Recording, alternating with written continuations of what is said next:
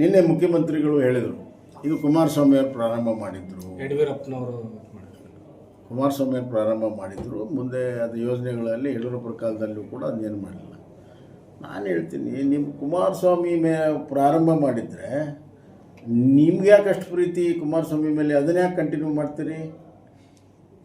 Continue ಮಾಡಬಾರ್ದಾಗಿತ್ತು, ಟೌನ್ಶಿಪ್ಪನ್ನು ನಿಲ್ಲಿಸ್ಬೋದಾಗಿತ್ತು. ನಿಮ್ಮದೇನು interest ಇದರಲ್ಲಿ?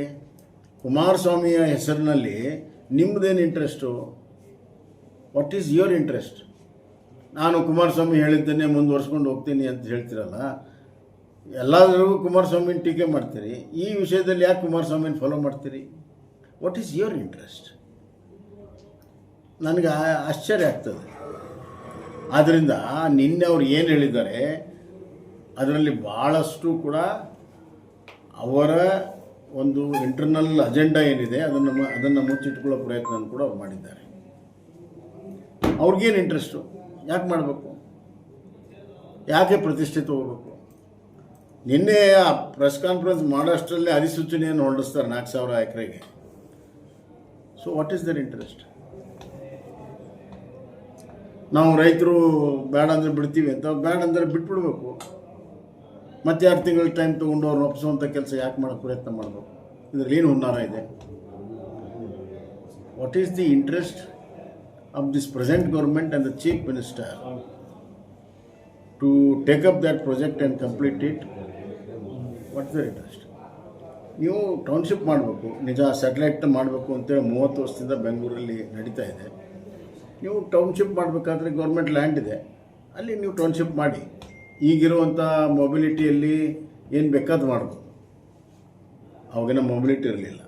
ಈಗ metro ಇದೆ, ನಿಮಗೆ ರೈಲ್ ಇದೆ, ರೋಡ್ ಇದೆ, ಕನೆಕ್ಟಿವಿಟಿ ಮಾಡೋಕ್ಕೆ 30 ಕಿಲೋಮೀಟ್ರ್, 50 ಕಿಲೋಮೀಟ್ರ್, 60 ಕಿಲೋಮೀಟ್ರ್ ದೂರದಲ್ಲೂ ಕೂಡ ಟೌನ್ಶಿಪ್ ಮಾಡ್ಬೋದು.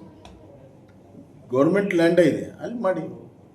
ಅಲ್ಲಿರೋ ರೈತರು ಏನ್ ಹೇಳ್ತಾ ಇದ್ದಾರೆ, ಬರೀ ಈ ಭಾಗದಲ್ಲಿ ಎಲ್ಲಾ ಒಂದು ಫ್ಯಾಕ್ಟರಿಗಳನ್ನ ಅಥವಾ ಟೌನ್ಶಿಪ್ ಅನ್ನ ಮಾಡೋದ್ರ ಬದಲು ಉತ್ತರ ಕರ್ನಾಟಕಕ್ಕೆ ಹೋಗಿ ಅಲ್ಲೆಷ್ಟೋ ಯುವಕರಿಗೆ ಉದ್ಧಾರ ಆಗುತ್ತೆ. ಅದಂತೂ ನೋಡಿ, ಅದು ರೈತರು ರೈಟ್ ಇವರೇ ನೋಡಿ, ನಾನು ಮುಖ್ಯಮಂತ್ರಿ ಇದ್ದಾಗ ನಾನು ಟೌನ್ಶಿಪ್ ಮಾಡಬೇಕಾಗಿರುವಂಥದ್ದು ನಾನು ಏನು ಮಾಡಿದ್ದೆ ಅಂತಂದರೆ, ಉತ್ತರ ಕರ್ನಾಟಕದ ರಾಯಚೂರು ಜಿಲ್ಲೆಯಲ್ಲಿ ಸರ್ಕಾರಿ ಜಮೀನು ಎಲ್ಲಿದೆ ಅಲ್ಲಿ, ಮತ್ತು ಬೆಳಗಾಂ ಡಿವಿಷನಲ್ಲಿ ಸರ್ಕಾರಿ ಜಮೀನು ಎಲ್ಲಿದೆ ಅಲ್ಲಿ, ಮತ್ತು ಚಿತ್ರದುರ್ಗ, ಮಧ್ಯ ಕರ್ನಾಟಕ ಮತ್ತು ತುಮಕೂರು ನಡುವೆ ಬೆಂಗಳೂರು ಹತ್ತಿರ ಎಲ್ಲಿ ಸರ್ಕಾರ ಜಮೀನಿದೆ ಅಲ್ಲಿ ಟೌನ್ಶಿಪ್ಪನ್ನು ಮಾಡಬೇಕು ಅಂತ ನಾವು ತೀರ್ಮಾನ ಮಾಡಿದ್ವಿ.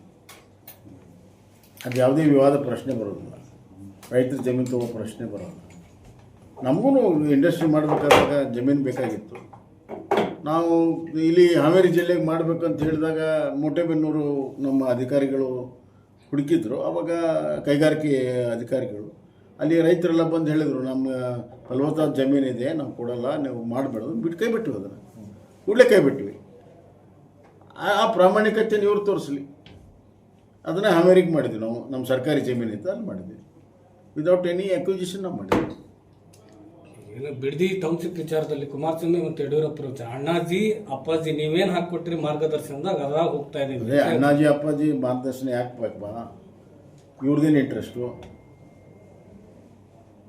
ಅವ್ರ ಕನಸು ನೆನಸು ಮಾಡುವಂಥದ್ದು ಇವ್ರದ್ದೇನು ಇಂಟ್ರೆಸ್ಟು? ಕನಸೊಳಗೆ ಕನಸಿದೆಯಾ ಅಂತ ಕೇಳ್ತಾರೆ. ನನ್ನ ಯಾವುದೇ ವೈಯಕ್ತಿಕ ದುರುದ್ದೇಶ ಇಲ್ಲ ಇದ್ರಲ್ಲಿ. ಅದನ್ನೇ ಹೇಳ್ತಾ ಇರೋದು, ಕನಸೊಳಗೆ ಕನಸನ್ನು ನೋಡಬೇಕು ನೀವು ಪ್ರಶ್ನವರು, ಅವಾಗ ಸಿಗ್ತದೆ. ಇದು ಬೆಳೆ ವಿಮೆ ದೃಢೀಕರಣ ಪತ್ರ ಗೊಂದಲ ಅದನ್ನಾಗಿ ಬರ್ತಿದ್ದೇವೆ. ಮತ್ತು ಈಗ ನಾಳೆ ದಿಲ್ಲಿಗೆ ಹೋದಾಗ ಪ್ರತ್ಯಕ್ಷವಾಗಿ ಶಿವರಾಜ್ ಚೌಹಾಣ್ ಅವರನ್ನು ಭೇಟಿಯಾಗಿ ಆ ಸಮಸ್ಯೆಯನ್ನು ಇತ್ಯರ್ಥ ಮಾಡೋದು.